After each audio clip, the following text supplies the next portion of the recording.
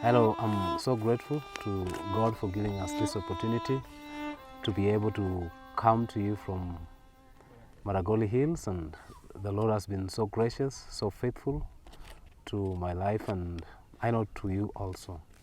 Yeah, this hour we're going to talk about one of the topics that people fear so much, especially in the church and also in the outside perimeters of the church. We're going to talk about abortion.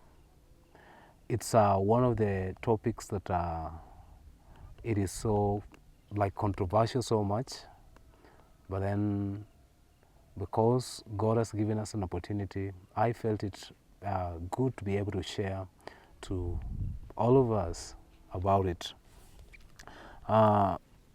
Kenya is a very beautiful country. As you can see, the place we are in, if there's anything we can do is to give God the glory because of the beauty and because of the cultures and also the nature of the place. We thank God because of the climate and also the tribes that are here in Kenya.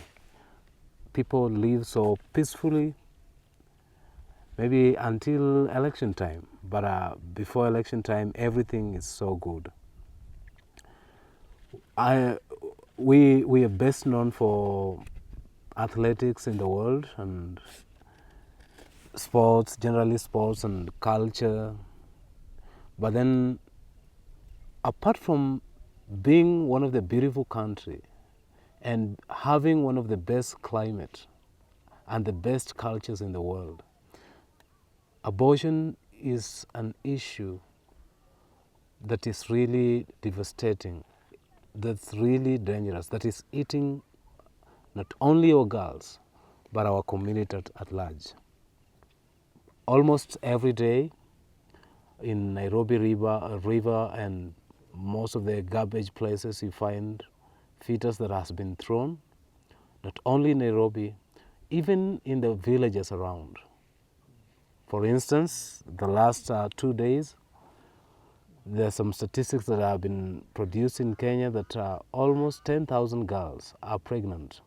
And the greatest issue and concern is that amongst these people, or these girls, abortion is going to be conducted. And most of the abortions are not conducted not only in the hospitals, but even at home, which not only puts the risk of the fetus at danger, but also the life of the girls. Have abortion being one of the greatest dangers that is not only affecting our community, but is affecting the girls. Abortion is an issue of death and life because there's a life that is involved in it. I know there are several women rights groups, the feminist movements, that are in for abortion because most of them claim that the travailing of during birth is so horrific, is so hostile, they don't want it. That's why they advocate for abortion. And they don't tell you that the procedure that is involved in abortion, it is far much worse. And the impact that it leaves upon the girls and the women, it is so much dangerous, and it will continue to ring in their minds, not only for a day, because they'll tell you, it's a 5 minutes procedure, but then the impact will remain with the women for a very long time. They also claim they are not ready to take care of the child. They are not responsible for the embryo and so forth. Then there's also another issue for the right of privacy or rights of family or sexuality. People are saying, no, we have got our privacy, we can do what we want. That's also a very big issue. Then also there are people who are saying, no, we have liberty to do what we want. We have liberty for protection, individual protection. But then there's a question of the right of the unborn. Do the unborn or some people call it fetus, do they have a right? Do they have a right at all? If a woman can make a decision, or a father can make a decision to the woman that he has pregnanted, if he has a decision, he can make a decision and say, no, I want the baby dead. What about the child? Does he have a right to speak? And as we know, they cannot speak, but can somebody come up and speak for them? Because it is a life that is being taken away.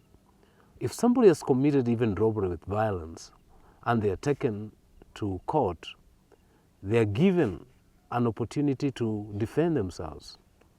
What about an unborn child? Who is going to speak to them, for them? And some people are asking, is abortion murder really?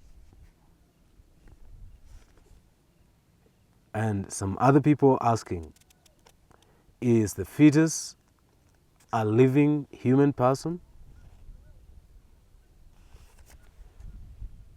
My question is, do they breathe? Do they have a heartbeat? You see, for a person to be declared that he is dead, one of the things that is going to be to be examined by the doctor is the heartbeat, the breathing. So my question to the people who would like to say that abortion isn't murder, that a fetus isn't a human person, my question is, do the fetus do they breathe? Do they have a heartbeat? Then also there's another question where people are asking, when does it become a living person? When does a fetus become a living person? So these are some of the things we are going to handle. Then also we're going to see, what does the Bible say about life? When does life start? We will also see what about the science of the natural law, what it says, and also our government's decision, what it says concerning abortion. So after this, we are going to examine clearly, and we will want to make a decision where our stand is, what we believe. Because for too long, we have been sitting on the fence and we're saying no, it's a matter that we're not interested in. But I want to tell us that abortion is a grave matter. It's a matter that all of us are, as Christians, are supposed to be involved in, because we are affected in one way or another, because it's life that is being taken away, and the condition of the woman is not going to be the same again, or the girl is not going to be the same again. So it's so important for us to take a position, and we should not stand on the fence again, and we should also be able to talk on behalf of the unborn. We should be able to talk on behalf of the fetus, because they really desire us to speak for them. So may God bless you so much.